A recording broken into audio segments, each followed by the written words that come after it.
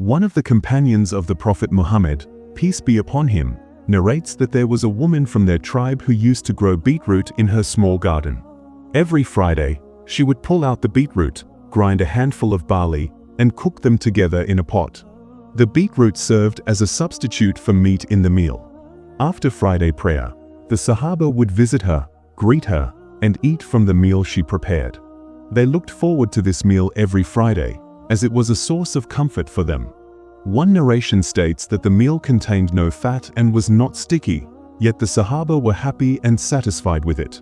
The early Muslims, including the Sahaba, often lived with very little food.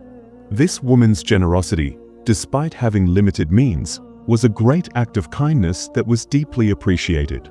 Allah mentions in the Quran, "And they give food, in spite of their love for it, to the needy, the orphan, and the captive."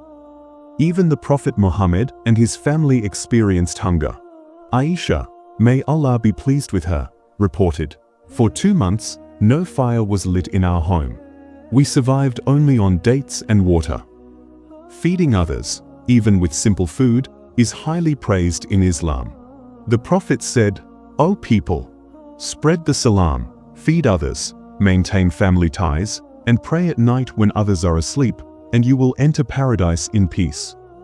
Another hadith states, "The best of you are those who feed others." Simplicity and gratitude were key traits of the Sahaba. Despite their hardships, they remained thankful for even the simplest of meals. This story highlights how a small act of kindness can leave a lasting impact. The woman's consistency in feeding the Sahaba every Friday teaches us the importance of regular good deeds. Islam places great emphasis on feeding others, and the Quran and Hadith confirm that such acts are a means of attaining Jannah. Her story remains a timeless reminder that even a small act of kindness, done sincerely for the sake of Allah, carries immense reward.